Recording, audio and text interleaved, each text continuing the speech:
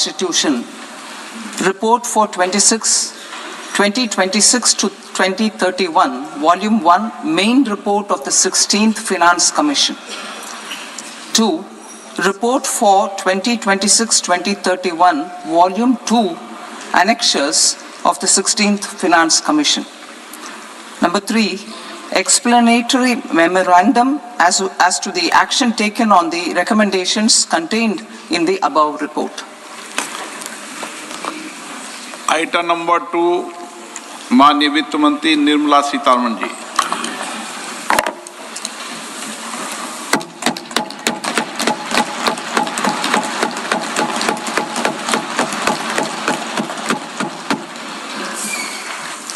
Honorable Speaker, sir, on the sacred occasion of Magh Purnima and the birth anniversary of Guru Ravidas, I present the budget for the year 2026-2027. Since we assumed office 12 years ago, India's economic trajectory has been marked by stability, fiscal discipline, sustained growth, and moderate inflation.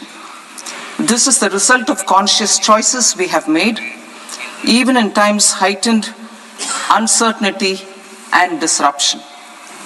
Our government, led by Honorable Prime Minister Modi, has decisively and consistently chosen action over ambivalence, reform over rhetoric, and people over populism.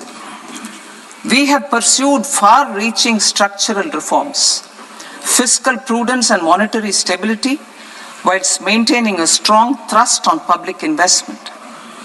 Keeping Atmanirbharta as a lodestar, we have built domestic manufacturing capacity, energy security, and reduced critical import dependencies. Simultaneously, we have ensured that citizens benefit from every action of the government, undertaking reforms to support employment generation, agricultural productivity, household purchasing power, and universal services to people.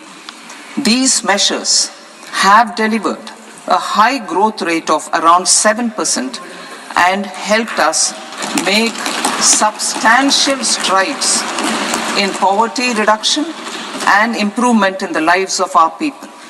Today, we face an external environment in which trade and multilateralism are imperiled and access to resources and supply chains are disrupted. New technologies are transforming production systems while sharply increasing demands on water, energy, and critical minerals. India will continue to take confident steps towards Vikasit Bharat, balancing ambition with inclusion. As a growing economy with expanding trade and capital needs, India must also remain deeply integrated with global markets, exporting more and attracting stable long-term investment. As I begin Part A, I want to express my gratitude to the people for standing firmly with us as we forge our way together towards becoming one of the largest economies of the world.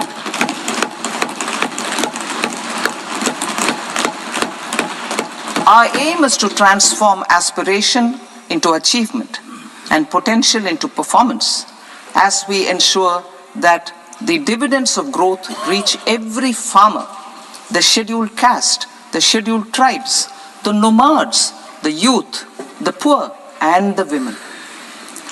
In Vikasit Bharat Young Leaders Dialogue 2026, several innovative ideas were shared with our Prime Minister, which have inspired many of the proposals, making this a unique Yuva Shakti-driven budget.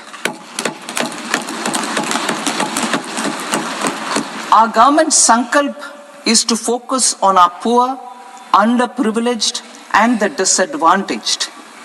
To deliver on this sankalp, and given that this is the first budget prepared in Kartavya Bhavan, we are inspired by three Kartavya. Our first kartavya is to accelerate and sustain economic growth by enhancing productivity and competitiveness and building resilience to volatile global dynamics. Our second kartavya is to fulfill aspirations of our people and build their capacity, making them strong partners in India's path to prosperity. Our third kartavya, aligned with our vision of Sabka Saath, Sabka Vikas, is to ensure that every family, community, region, and sector has access to resources, amenities, and opportunities for meaningful participation. This threefold approach requires a supportive ecosystem. The first requirement is to sustain the momentum of structural reforms, continuous, adaptive, and forward-looking. Second, a robust and resilient financial sector is central to mobilizing savings, allocating capital efficiently, and managing risks. Third, cutting-edge technologies, including AI applications, can serve us as force multipliers for better governance. Reform Express. Our government has undertaken comprehensive reforms towards creating employment, boosting productivity, and accelerating growth. After the Prime Minister's announcement on Independence Day in 2025, over 350 reforms have been rolled out. This includes GST simplification, notification of labor codes, and rationalization of mandatory quality control orders. High-level committees have been formed, and in parallel, the central government is working with the state governments on deregulation and reducing compliance requirements. The Reform Express is well on its way and will maintain its momentum to help us fulfill our kartavya. I now move to specific proposals. Under our first kartavya, to accelerate and sustain economic growth, I propose interventions in 6 areas. 1. Scaling up manufacturing in 7 strategic and frontier sectors. 2. Rejuvenating legacy industrial sectors. 3. Creating champion MSMEs. 4. Delivering a powerful push for infrastructure. 5. Ensuring long-term security and stability. And 6. Developing city economic regions. Scaling up of manufacturing in 7 strategic and frontier sectors. Biopharma Shakti, meaning biopharma strategy for health advancement through knowledge, technology, and innovation. India's disease burden is observed to be shifting towards non-communicable diseases like diabetes, cancer, and autoimmune disorders. Biologic medicines are key to longevity and quality of life at affordable costs. To develop India as a global biopharma manufacturing hub,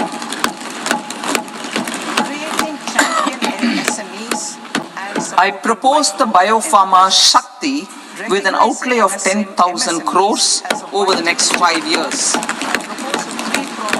This will build the ecosystem for domestic production of biologics and biosimilars. The strategy will include a biopharma-focused network with 3 new national institutes of pharmaceutical education and research, popularly known as NIPERS, and upgrading 7 existing ones.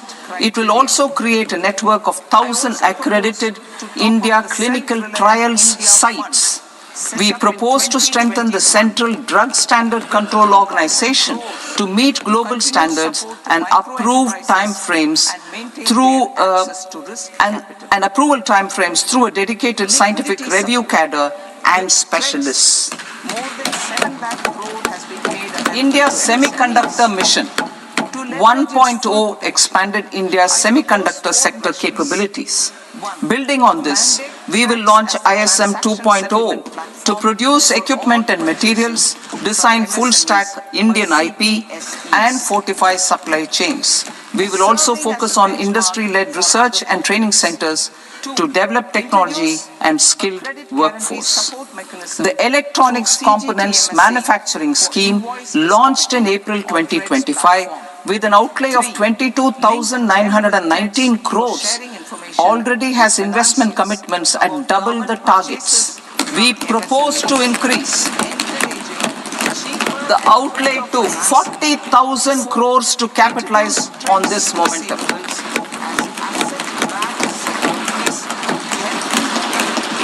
A scheme for rare earth permanent magnets was launched in 2025 November.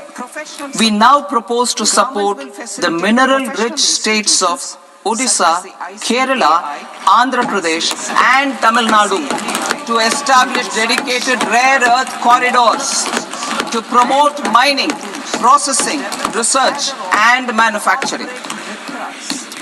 To enhance domestic chemical production and reduction in import dependency and reduce import dependency, we will launch a scheme to support states in establishing 3 dedicated chemical parks through challenge route on a cluster-based plug-and-play model. Strong capital goods, including through new financing instruments such as infrastructure investment trust. Strong capital goods capability is a determinant of productivity and quality across different sectors. Towards building this capacity, I propose the following. High-tech tool rooms will be established by central public sector enterprises at 2 locations as digitally enabled automated service bureaus that locally design, test, and manufacture high-precision components at scale and at lower cost. 2. A scheme for enhancement of construction and infrastructure equipments will be introduced to strengthen domestic manufacturing of high value and technologically advanced CIE. This can range from lifts in a multi-storied apartment or firefighting equipment in multiplexes, large or small, and to tunnel boring equipments for building metros and high-altitude roads. I also propose a scheme for container manufacturing to create a globally competitive container manufacturing ecosystem with a budgetary allocation of 10,000 crores over a 5-year period. For the labor-intensive textile sector, I propose an integrated program with 5 subparts. 1. The National Fiber Scheme for self-reliance in natural fibers, such as silk, wool, and jute, man-made fibers, and new-age fibers. Textile expansion and employment scheme to modernize traditional clusters with capital support for machinery, technology upgradation, and common testing and certification centers. 3.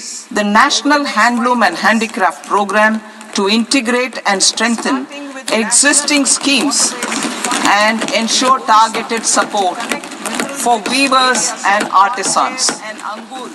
Tex Eco Initiative to promote globally competitive and sustainable textiles and apparels. Samarth 2.0 to modernize upgrade the textile skilling ecosystem through collaboration with industry and academic institutions. Further, I propose to set up mega textile parks in challenge mode. They can also focus on bringing value addition to technical textiles. I propose to launch the Mahatma Gandhi Gram Swaraj initiative to strengthen khadi, handloom, and handicrafts. This will help in global market linkage and branding. It will streamline and support training, skilling, quality of process and production. This will benefit our weavers, village industries, one district, one product ODOP initiative and also our rural youth. India has the potential to emerge as a global hub for high-quality, affordable sports goods. I propose a dedicated initiative for sports goods that will promote manufacturing, research, and innovation in equipment design as well as material sciences. Rejuvenation of legacy industrial clusters. I propose to introduce a scheme to revive 200 legacy industrial clusters to improve their cost competitiveness and efficiency through infrastructure and technology upgradation. Creating champion SMEs and supporting micro enterprises. Recognizing MSMEs as a vital engine of growth, I propose a three-pronged approach to help them grow as champions. Equity support. I propose to introduce a dedicated 10,000 crores SME growth fund to create future champions, incentivizing enterprises based on select criteria. I also propose to top up the Self-Reliant India Fund set up in 2021 with 2,000 crores to continue support to micro enterprises and maintain their access to risk capital. Liquidity support. With TREDS, more than 7 lakh crore has been made available to MSMEs. To leverage its full potential, I propose 4 measures. 1. Mandate TREDS as the transaction settlement platform for all purchases from MSMEs by CPSEs, serving as a benchmark for other corporates. 2. Introduce a credit guarantee support mechanism through CGTMSE for invoice discounting on TREDS platform. 3. Link GEM with TREDS for sharing information with financiers about government purchases from MSMEs, encouraging cheaper and quicker financing. 4. Introduce TREDS receivables as asset-backed securities, helping develop a secondary market, enhancing liquidity and settlement of transactions. Professional support.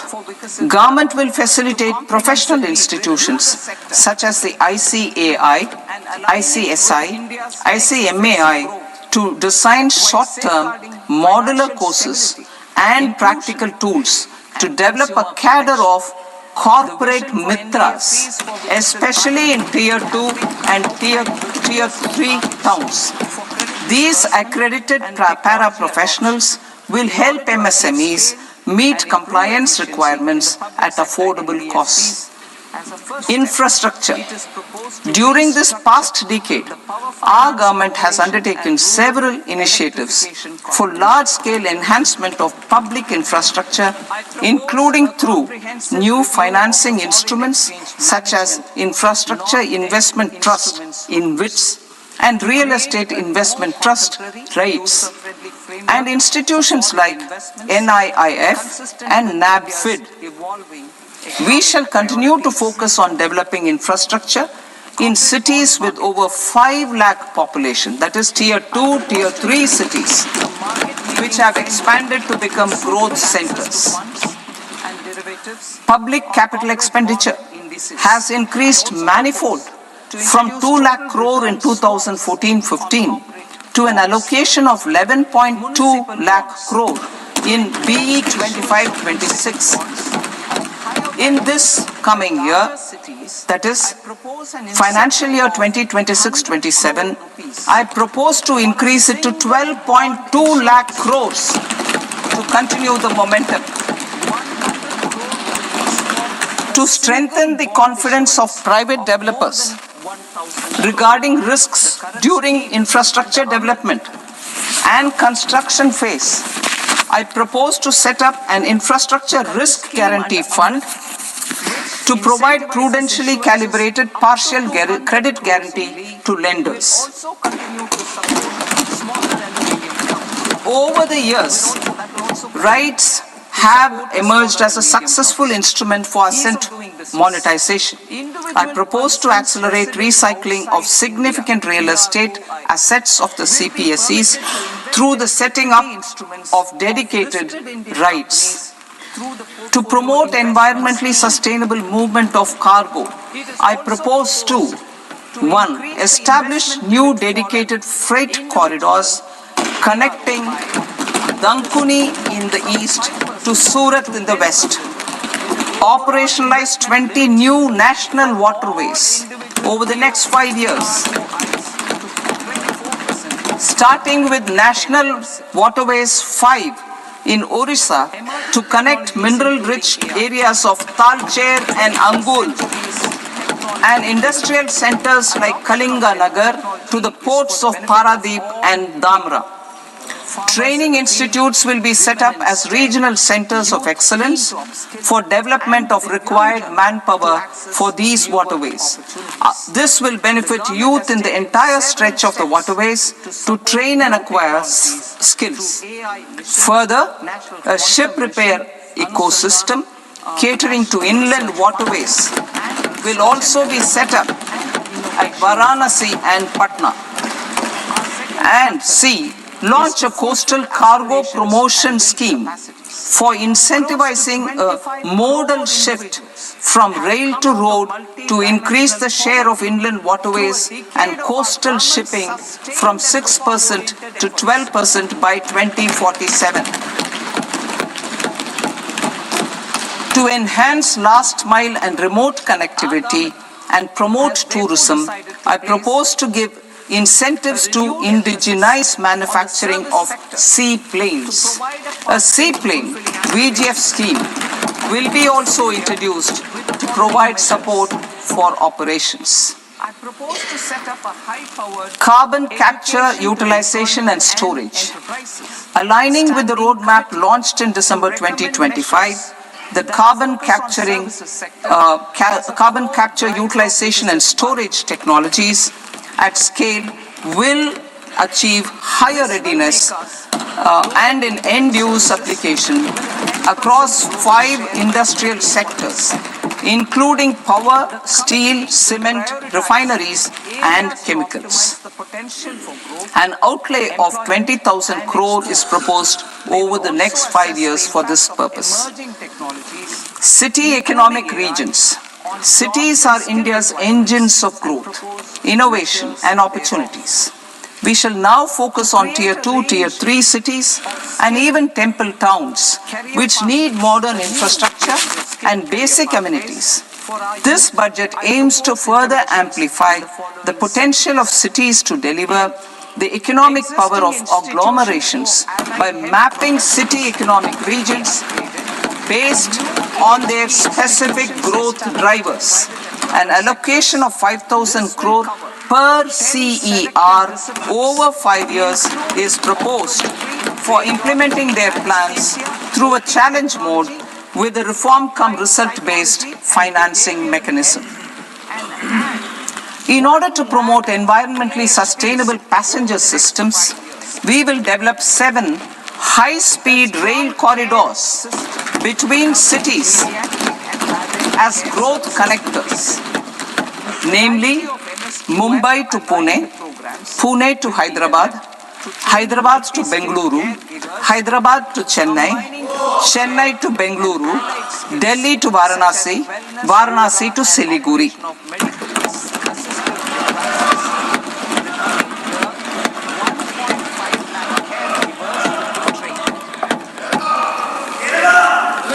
Financial sector. The Indian banking sector today is characterized by strong balance sheet, historic highs in profitability, improved asset quality, and coverage exceeding 98% of villages in the country.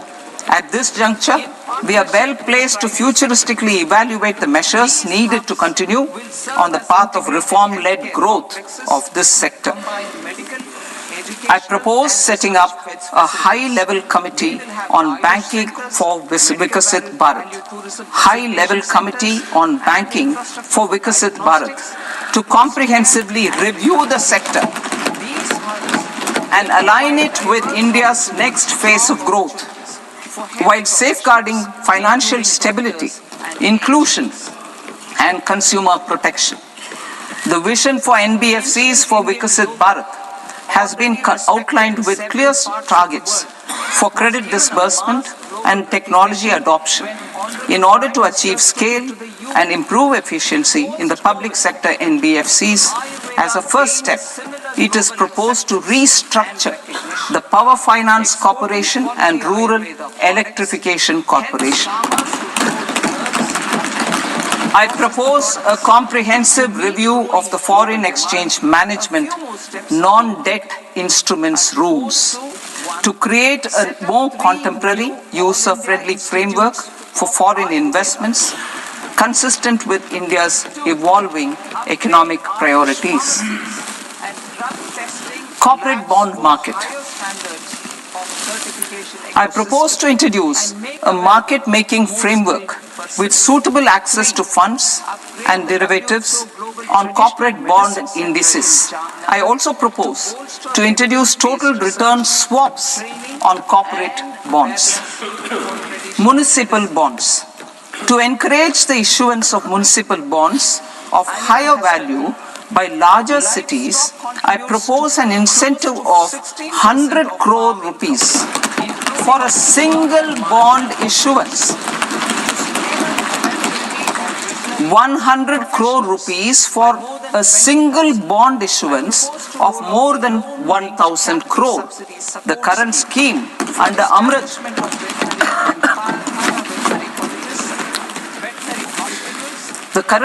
under Amrit which incentivizes issuances up to 200 crores only, will also continue to support smaller and medium towns.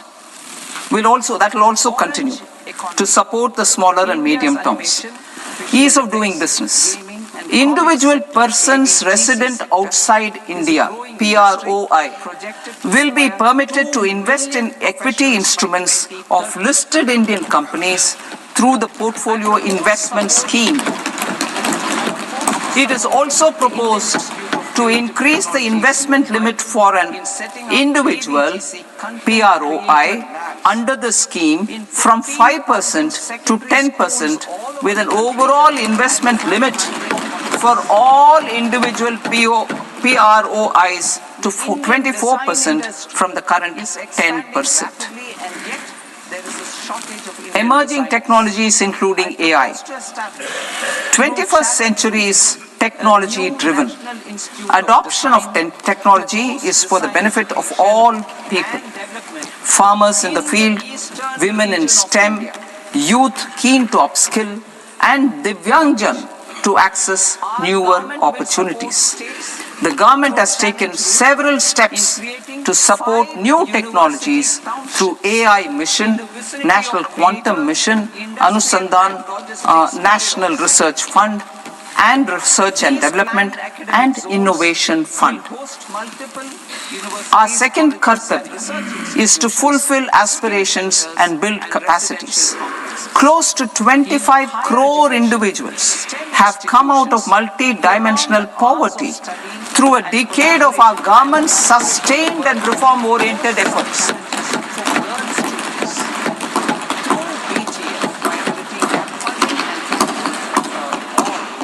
Our government has therefore decided to place a renewed emphasis on the service sector to provide a pathway to fulfilling aspirations of a youthful India with the following measures.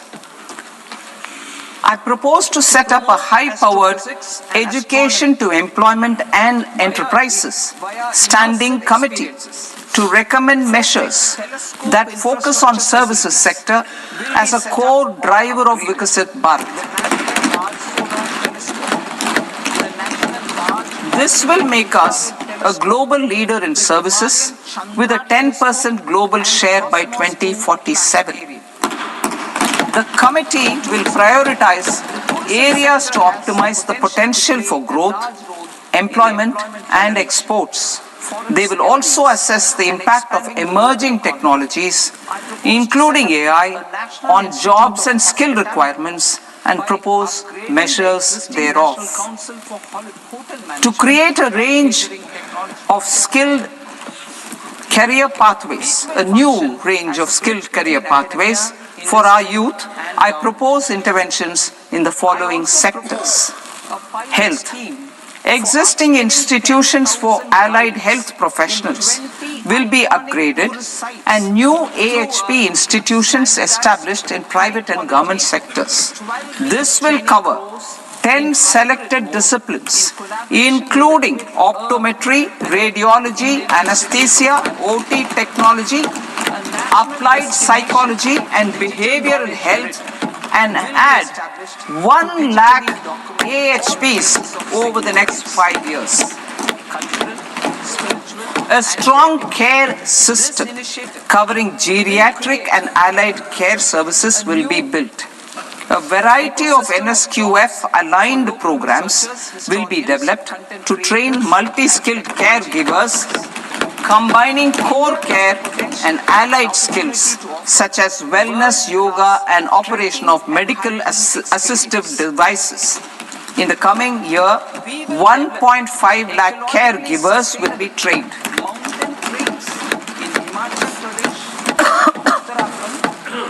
Hubs for medical value tourism. To promote India as a hub for medical tourism services, I propose to launch a scheme to support states in establishing 5 regional medical hubs in partnership with the private sector. These hubs will serve as integrated healthcare complexes that combine medical, educational, and research facilities. They will have Ayush centers, medical value tourism facilitation centers, and infrastructure for diagnostics, post-care, and rehabilitation. These hubs will provide diverse opportunities, job opportunities for health professionals, including doctors and AHPs. Ancient Indian yoga, already respected in several parts of the world, was given a mass global recognition when Honorable Prime Minister took it to the UN. Post-COVID, Ayurveda gained a similar global acceptance and recognition. Exporting quality Ayurveda products helps farmers who grow the herbs and youth who process the products. To meet growing global demand, a few more steps are being taken. I propose to 1. Set up 3 new All India Institutes of Ayurveda. 2. Upgrade Ayush pharmacies and drug testing labs for higher standards of certification ecosystem and make available more skilled personnel. 3. Upgrade the WHO Global Traditional Medicine Center in Jamnagar to bolster evidence-based research, training, and awareness for traditional medicine. Animal husbandry.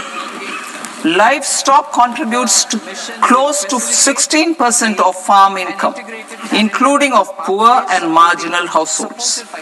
To scale up availability of veterinary professionals by more than 20,000, I propose to roll out a loan-linked capital subsidy support scheme for establishment of veterinary and para-veterinary colleges, veterinary hospitals, diagnostic laboratories, and breeding facilities in private sector. Collaboration between Indian and foreign institutions will also be facilitated. Orange economy. India's animation, visual effects, gaming and comics sector, AVGC sector, is a growing industry projected to require 2 million professionals by 2030.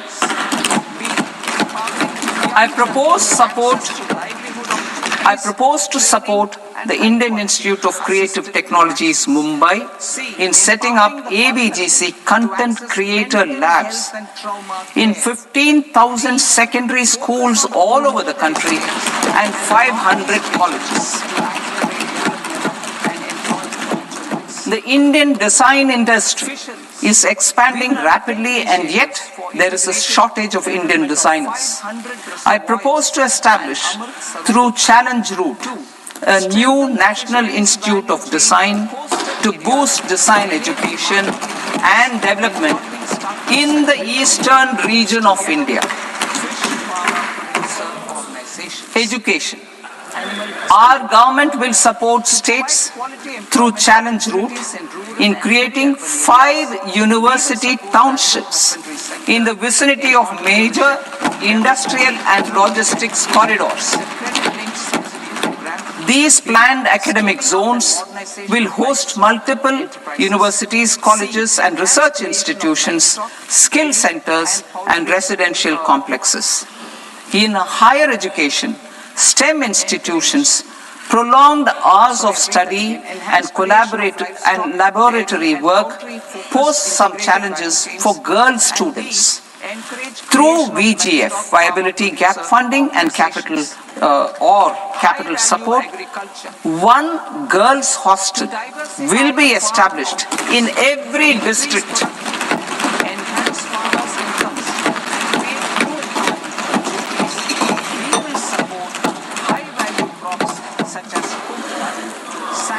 To promote astrophysics and astronomy via immersive experiences. 4 telescope infrastructure facilities will be set up or upgraded. The National Large Solar Telescope, the National Large Optical Infrared Telescope, the Himalayan Chandra Telescope, and the Cosmos 2 Planetarium. Tourism. The tourism sector has the potential to play a large role in the employment generation, forex earnings, and expanding the local economy. I propose to set up a National Institute of Hospitality by upgrading the existing National Council for Hotel Management and Catering Technology. It will function as a bridge between academia, industry, and government.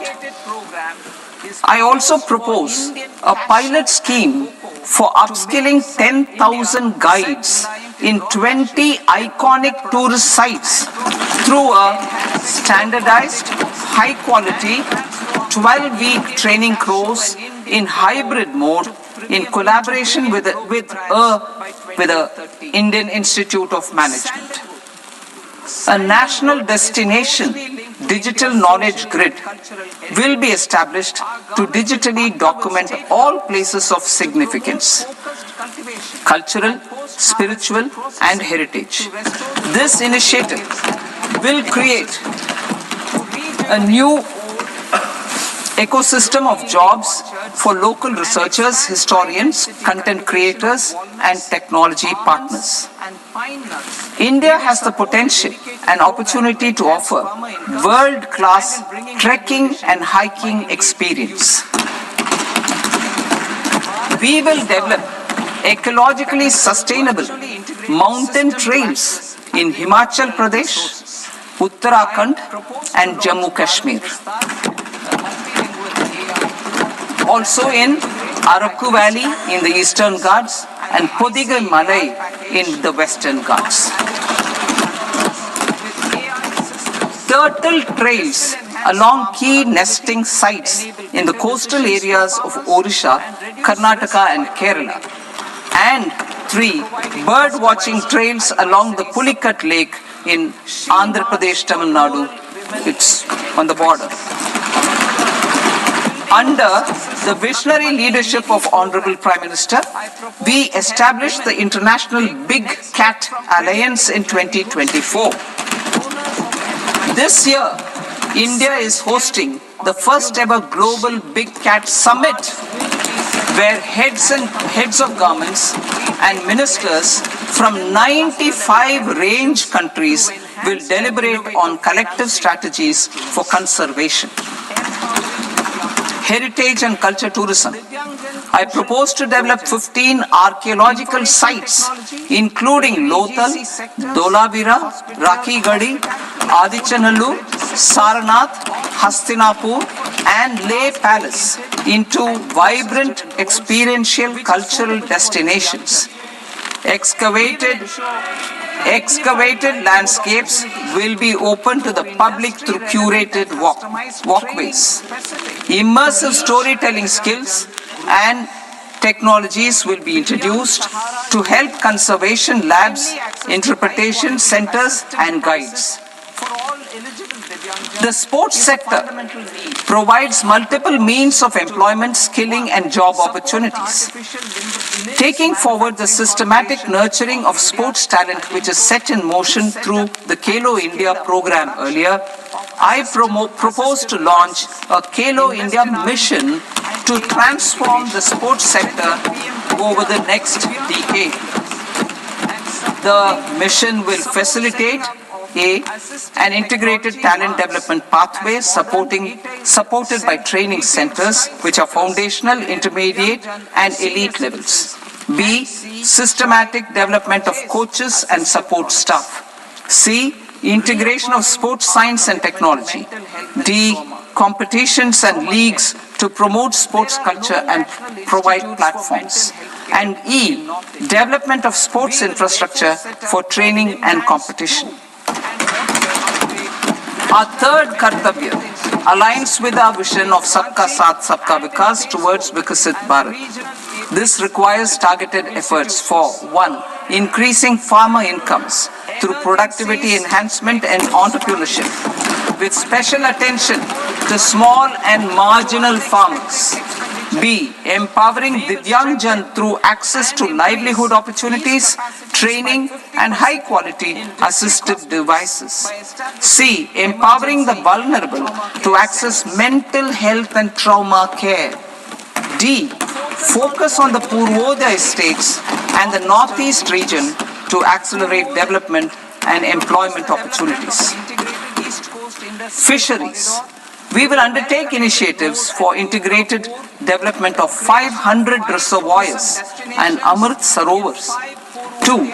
Strengthen the fisheries value chain in coastal areas and enable market linkages involving startups and women-led groups together with fish farmer producer organizations. Animal husbandry.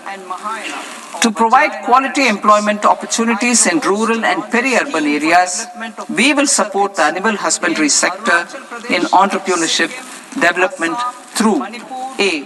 A credit-linked subsidy program. B. Scaling up and modernization of livestock enterprises. C. Enhanced creation of livestock, dairy, and poultry.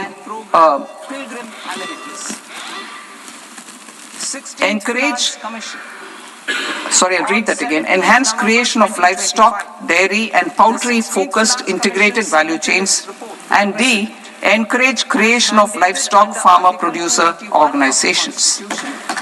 High-value agriculture.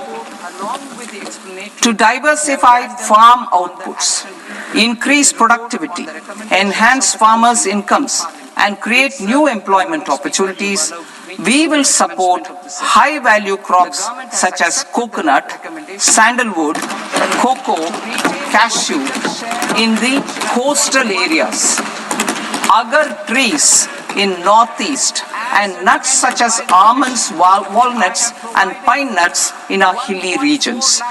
These, all of them, will be supported. India is the world's largest producer of coconuts. About 30 million people, including nearly 10 million farmers, depend on coconuts for their livelihood. To further enhance competitiveness in coconut production, I propose a coconut promotion scheme to increase production and enhance productivity through various interventions, including replacing and non-productive trees with new saplings or plants or varieties in major coconut growing states. A dedicated program is proposed for Indian cashew and cocoa to make India self-reliant in raw cashew and coconut production and processing, enhance export competitiveness, and transform Indian cashew and Indian cocoa into premium global brands by 2030. Sandalwood. Sandalwood is closely linked to India's social and cultural heritage. Our government will partner with state governments to promote focused cultivation and post-harvest processing to restore the glory of the Indian sandalwood ecosystem, to rejuvenate old, low-yielding orchards and expand high-density cultivation of walnuts, almonds, and pine nuts. We will support a dedicated program to enhance farmer incomes and in bringing value addition by engaging youth. Bharat Vistar, that is virtually integrated system to access agricultural resources. I propose to launch Bharat Vistar, a multilingual AI tool that shall integrate the AgriStack portals and the ICAR package on agricultural practices with AI systems. This will enhance farm productivity, enable better decisions for farmers, and reduce risk by providing customized advisory support. She Marts for rural women-led enterprises. Building on the success of Lakpati Didi program, I propose to help women take the next step from credit-linked livelihoods to being owners of enterprises. Self-help entrepreneur, She Marts will be set up as community-owned retail outlets within the cluster-level federations through enhanced and innovative financing instruments. Empowering Divyangjan. Divyangjan Kaushal Yojana. Information technology, AVGC sectors, hospitality and food and beverages sectors often offer task-oriented and process-driven roles which are suitable for Divyangjan. We will ensure dignified livelihood opportunities through industry-relevant and customized training specific to each Divyangjan group. Divyang Sahara Yojana. Timely access to high-quality assistive devices for all eligible Divyangjan is a fundamental need. I propose to 1. Support the Artificial Limbs Manufacturing Corporation of India, Alimco, to set up and to scale up production of assistive devices, invest in R&D and AI integration, strengthen PM Divyasha Kendras, and support setting up of assistive technology marts as modern retail style centers where Divyangjan and senior citizens can see, try and purchase assistive products. Reaffirming our commitment to mental health and trauma care. There are no national institutes for mental health care in North India.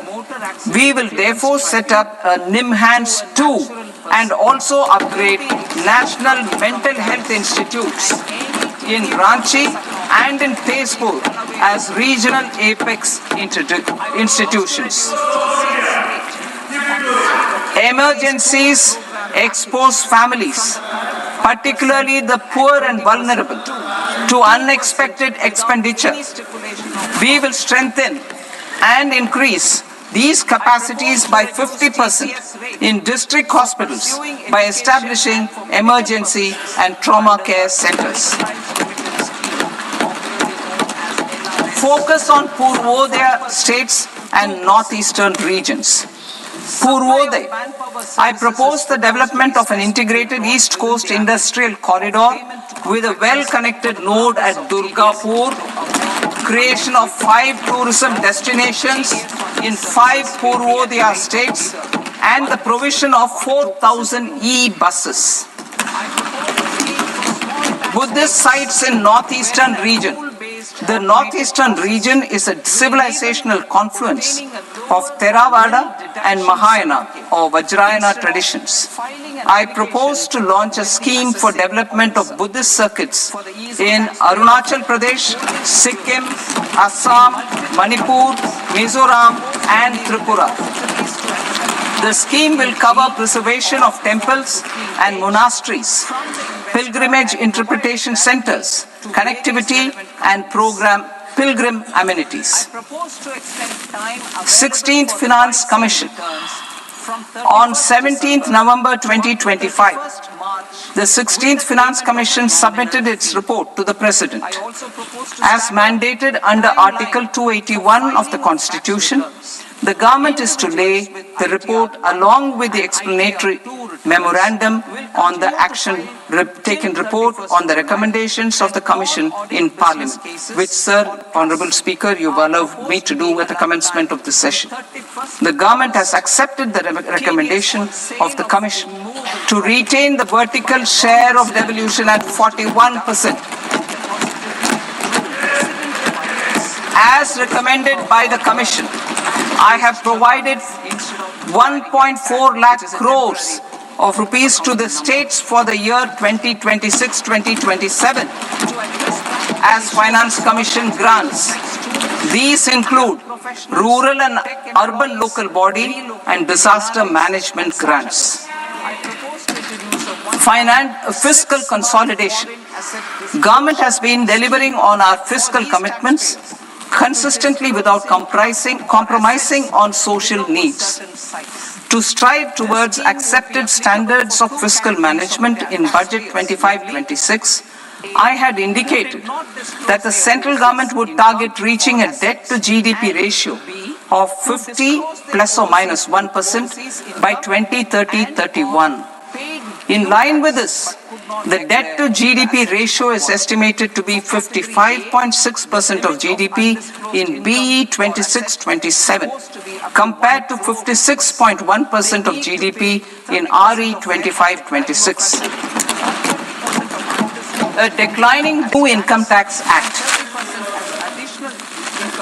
In July 2024, I announced a comprehensive review of the Income Tax Act 1961. This was completed in a record time, and the Income Tax Act 2025 will come into effect from 1st April 2026.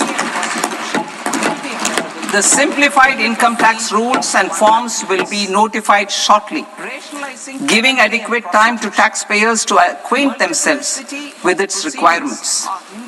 The forms have been redesigned such that ordinary citizens can comply without difficulty. Ease of living. I propose that any interest awarded by the Motor Accident Claims Tribunal to a natural person will be exempt from income tax, and any TDS on this account will be done away with. I propose to reduce TCS rate on the sale of overseas tour program package from the current 5% and 20% to 2% without any stipulation of amount. I propose to reduce TCS rate for pursuing education and for medical purposes under the Liberalized Remittance Scheme, popularly known as LRS, from 5% to 2%. Supply of manpower services is proposed to be specifically brought within the ambit of payment to contractors for the purpose of TDS to avoid ambiguity. Thus, TDS on these services will be at the rate of either 1% or 2% only.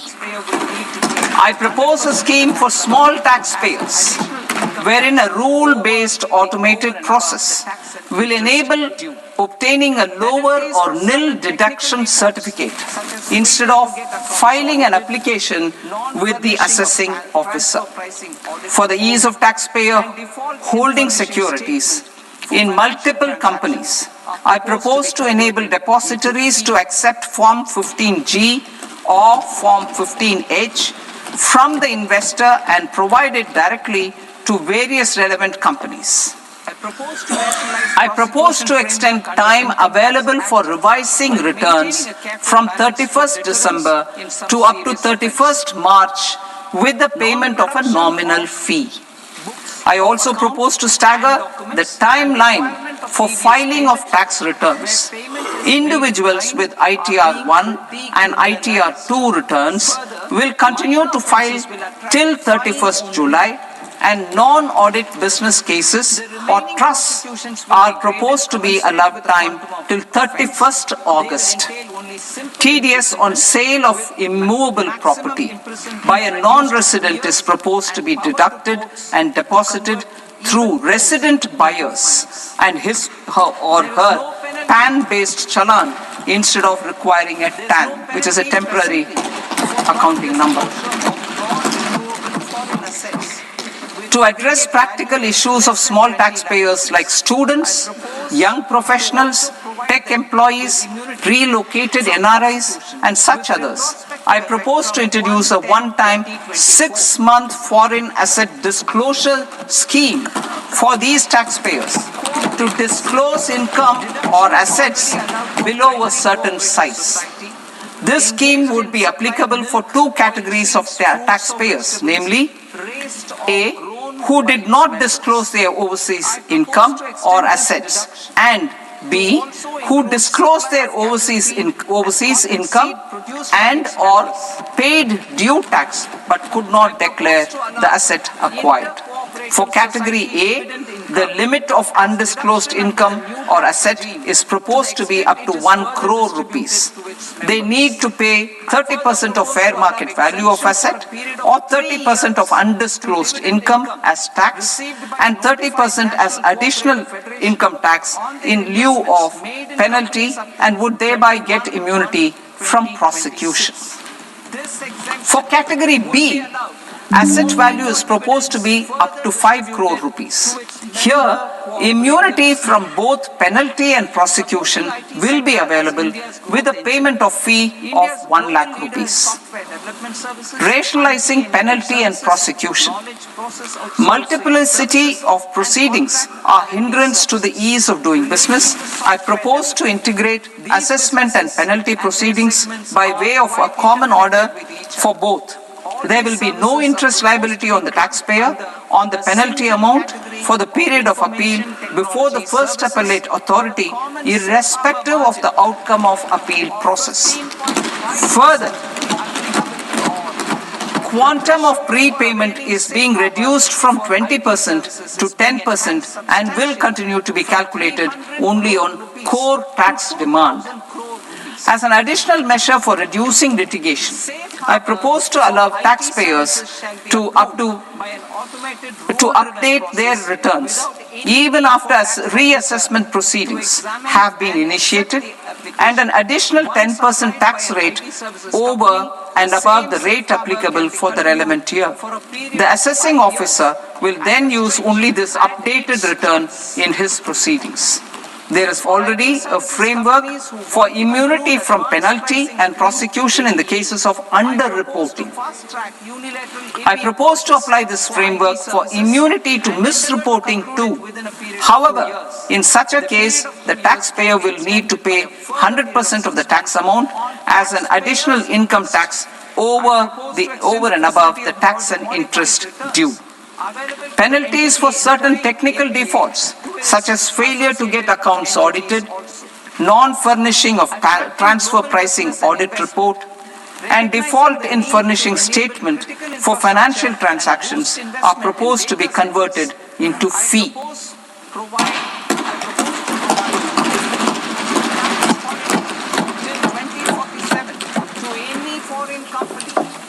I propose to rationalize prosecution framework under Income Tax Act while maintaining a careful balance for deterrence in some serious offence.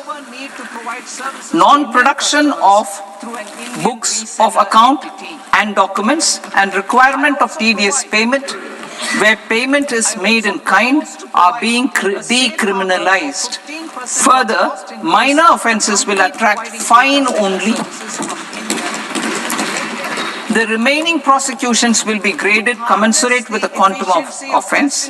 They will entail only simple imprisonment with maximum imprisonment reduced to 2 years and power to courts to convert even those into fines. There is no penalty. There is no penalty presently for non-disclosure of non-immovable foreign assets with aggregate value less than 20 lakh rupees. I propose to also provide them with immunity from prosecution with retrospective effect from 1/10/2024.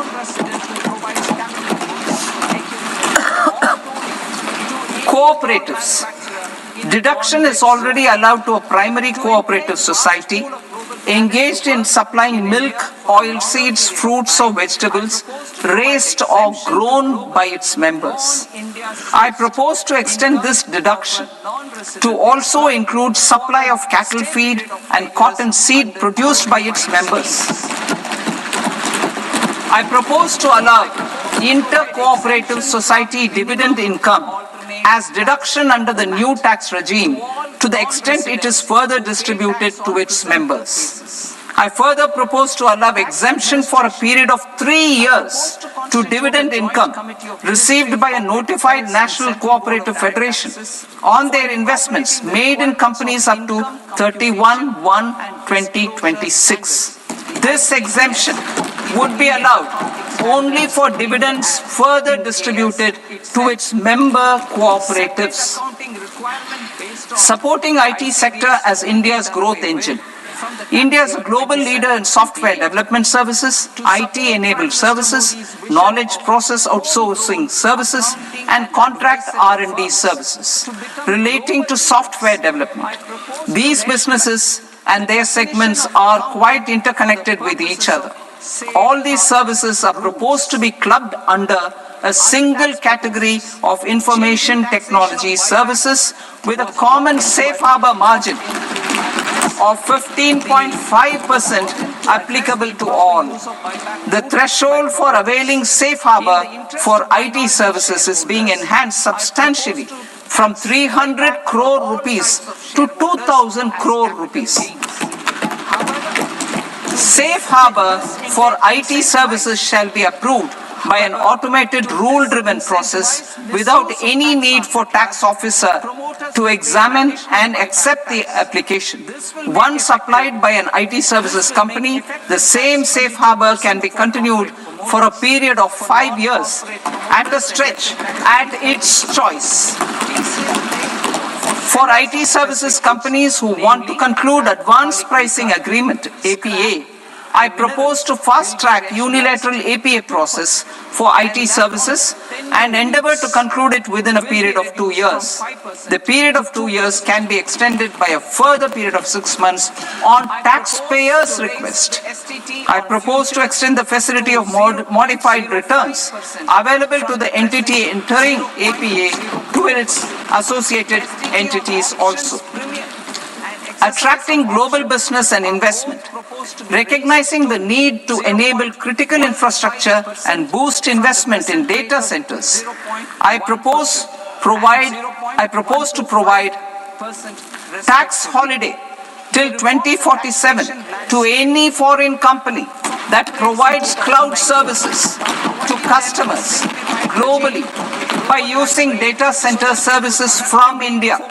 It will, however, need to provide services to Indian customers through an Indian reseller entity. I also propose to provide a safe harbor of 15% on cost in case the company providing data center services from India is a related entity.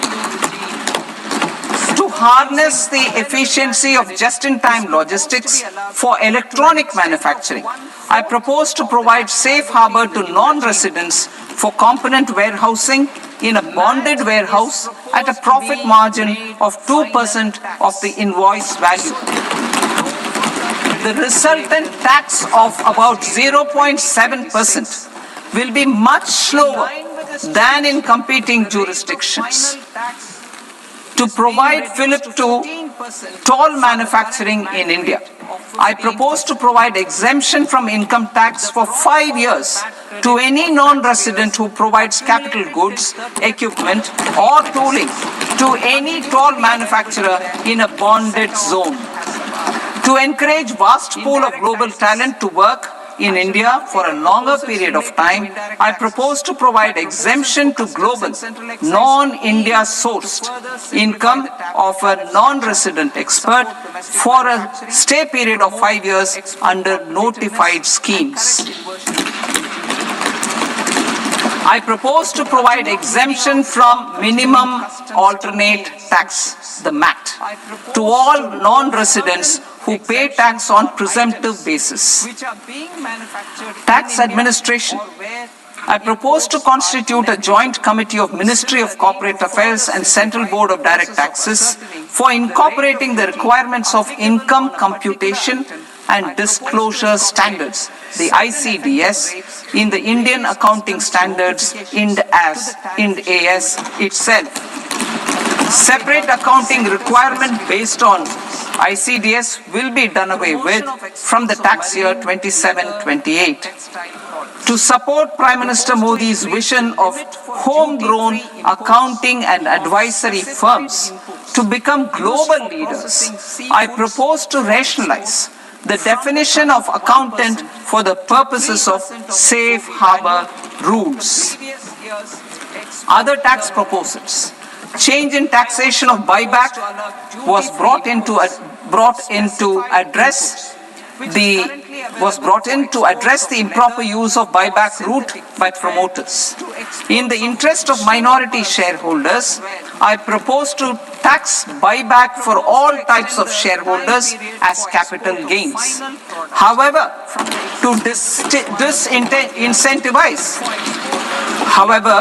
to disincentivize misuse of tax arbitrage, promoters will pay an additional buyback tax. This will make effective tax 22% for corporate promoters. For non-corporate promoters, the effective tax will be 30%. TCS rate for sellers of specific goods, namely alcoholic liquor, scrap, and minerals, will be rationalized to 2%, and that on tendu leaves will be reduced from 5% to 2%. I propose to raise the STT on futures to 0.05% from the present 0.02%. STT on options premium and exercise of options are both proposed to be raised to 0.15% from the present rate of 0.1% and 0.125% respectively. We reformed the taxation landscape for corporates in 2019 by providing them a simplified regime with lower tax rate so that they could productively focus on business rather than on claim of deductions and exemptions. To encourage companies to shift to the new regime, set off of brought forward MAT credit, minimum alternate tax credit, is proposed to be allowed to companies only in the new regime. Set off using available MAT credit is proposed to be allowed to an extent of 1/4 of the tax liability in the new regime. MAT is proposed to be made final tax, so there will be no further credit accumulation from 1st April 2026. In line with this change, the rate of final tax is being reduced to 14% from the current MAT rate of 15%. The brought forward MAT credit of taxpayers accumulated till 30th March 2026 will continue to be available to them for set-off as above. Indirect taxes. I shall now take up proposals related to indirect taxes. My proposals for customs and central excise aim to further simplify the tariff structure, support domestic manufacturing, promote export competitiveness, and correct inversion in duty. To continue weeding out long continuing customs duty exemptions, I propose to remove certain exemptions on items which are being manufactured in India or where the imports are negligible. Similarly, to further simplify the process of ascertaining the rate of duty applicable on a particular item, I propose to incorporate certain effective rates in various customs notifications to the tariff schedule itself. I shall now take up sector-specific proposals. Promotion of exports of marine, leather, and textile products. I propose to increase the limit for duty-free imports of specified inputs used for processing seafoods for export from the current 1% to 3% of FOB value of the previous year's export turnover. I also propose to allow duty-free imports of specified inputs, which is currently available for exports of leather or synthetic footwear, to exports of shoe uppers as well. I propose to extend the time period for export of final product from the existing 6 months to 1 year for exporters of leather or textile garments, leather or synthetic footwear, and other leather products. Energy transition and security. I propose to extend the basic customs duty exemption given to capital goods used for manufacturing lithium-ion cells for batteries to those used for manufacturing lithium-ion cells for battery energy storage systems also. I propose to exempt basic customs duty on import of sodium antimonate for use in manufacture of solar glass. Nuclear power. I propose to extend the existing basic customs duty exemption on imports of goods required for nuclear power projects till the year 2035 and expand it for all nuclear plants irrespective of their capacity. Critical minerals. It is proposed to provide basic customs duty exemption to the import of capital goods required for the processing of critical minerals in India. Biogas blended CNG. I propose to exclude the entire value of biogas while calculating the central excise duty payable on biogas blended CNG. Civil and defense aviation. I propose to exempt basic customs duty on components and parts required for the manufacture of civilian training and other aircrafts.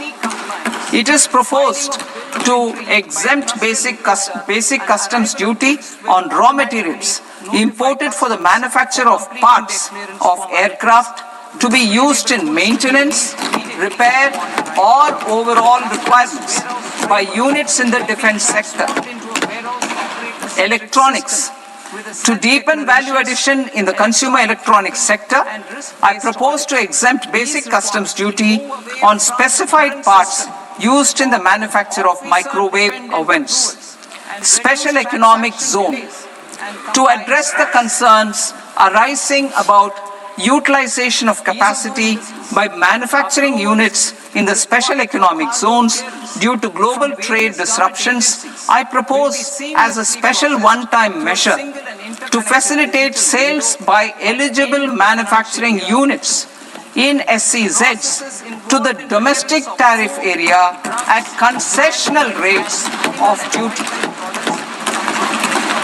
The quantity of such sales will be limited to a prescribed proportion of their exports.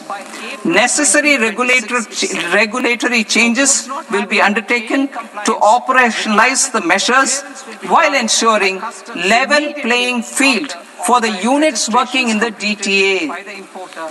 Ease of living. To rationalize the customs duty structure for goods imported for personal use, I propose to reduce the tariff rate on all dutiable goods imported for personal use from 20% to 10%. To provide relief to patients, particularly those suffering from cancer, I propose to exempt basic customs duty on 17 drugs or medicines. I propose also to add 7 more rare diseases for the purposes of exempting import duties on personal imports of drugs, medicines, and food for special medical purposes used in their treatment. Customs process. India's role and share in the global trade is poised for a major leap. In line with our ambition and journey towards Vikasit Bharat. In this regard, I propose many measures for custom processes to have minimal intervention for smoother and faster movement of goods and greater certainty to the trade. Trust-based systems. I propose to enhance duty deferral period for Tier 2 and Tier 3 authorized economic operators, known as AEOs, from 15 days to 30 days. I propose to provide eligible manufacturer importers the same duty deferral facility. This should encourage them to get themselves accredited as a full-fledged Tier 3 AEO in due course.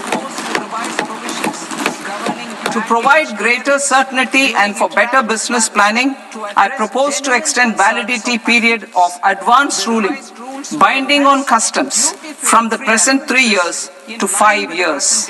In the spirit of the whole of government approach, in temporary carriage of goods brought in or taken out. Government agencies will be encouraged to leverage AEO accreditation for preferential treatment in clearing their cargo.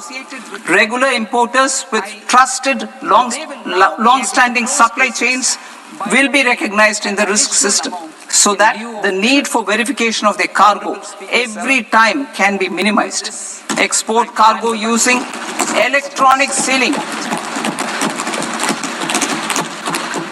Export cargo using electronic sealing will be provided through clearance from the factory premises to the ship.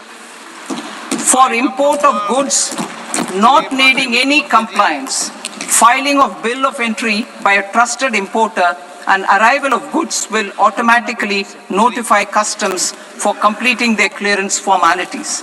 This will enable goods to be released immediately on arrival. The customs warehouse framework will be transformed into a warehouse operator-centric system with a self-declarations, electronic tracking, and risk-based audit. These reforms will move away from the current system of officer-dependent approvals and reduce transaction delays and compliance costs. Ease of doing business. Approvals required for cargo clearance from various government agencies will be seamlessly processed through a single and interconnected digital window by the end of the financial year. Processes involved in clearance of food, drugs, plant and animal and wildlife products, accounting for about 70% of interdicted cargo, will be operationalized on this system by April 2026 itself. For goods not having any compliance requirement, clearance will be done by customs immediately after online registration is completed by the importer, subject to the payment of duty. Customs integrated system will be rolled out in 2 years as a single integrated and scalable platform for all customs processes. Utilization of non-intrusive scanning with advanced imaging and AI technology for risk assessment will be expanded in a phased manner with the objective to scan every container across all the major ports. New export opportunities to support Indian fishermen to fully harness the economic value of marine resources beyond our territorial waters. The following measures will be taken. A. Fish catch by an Indian fishing vessel in exclusive economic zone or on the high seas will be made free of duty. Landing of such fish on foreign port will be treated as export of goods. Safeguards will be put in place to prevent misuse during fish catch, transit, or transshipment. To support aspirations of India's small businesses, artisans, and startups to access global markets through e-commerce, I am pleased to announce complete removal of the current value cap of 10 lakh rupees per consignment on courier exports. In addition, handling of rejected and returned consignments will be improved with effective use of technology for identifying such consignments. I propose to revise provisions governing baggage clearance during international travel to address genuine concerns of passengers. The revised rules will enhance duty-free allowances in line with the present-day travel realities and provide clarity in temporary carriage of goods brought in or taken out. There are honest taxpayers who are willing to settle disputes by paying all their dues, but they get deterred due to negative connotation associated with penalty. They will now be able to close cases by paying an additional amount in lieu of penalty. Honorable Speaker, sir, with this, I commend the budget to this august House. Jai Hind.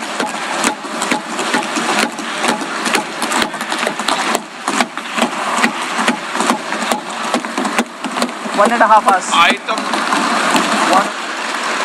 Item number 3 माननीय वित्त मंत्री जी।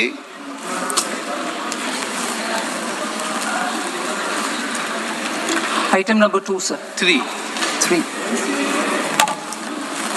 Sir, with your permission, I rise to lay on the table of the following statements under Section 3, 1 of the Fiscal Responsibility and Budget Management Act of 2003.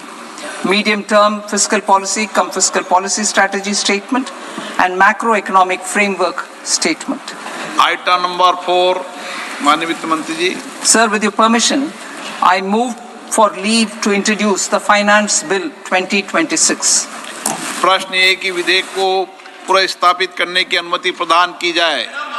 जो सदस्य इस पक्ष में हाँ गए, जो सदस्य विरोध में ना गए, मेरे विचार में निर्णय हाँ वालों के पक्ष में हाँ वालों के पक्ष में अनुमति प्रदान की जाती है। माननीय मंत्री जी, अब विधेयक पुनर्स्थापित करें। Sir, I introduce the bill. माननीय सदस्य, आपको सूचित किया जाता है कि माननीय वित्त मंत्री जी के बजट भाषण की कॉपी पब्लिकेशन काउंटर पर ली जाती है। बजट भाषण और बजट से संबंधित दस्तावेज आपके मोबाइल फोन और मेंबर पोर्टल्स पर ही उपलब्ध है। सभा की कार्रवाई कल सोमवार दिनांक 2 फरवरी 2026 को प्राप्त 11 बजे तक के लिए स्थगित की जाती है।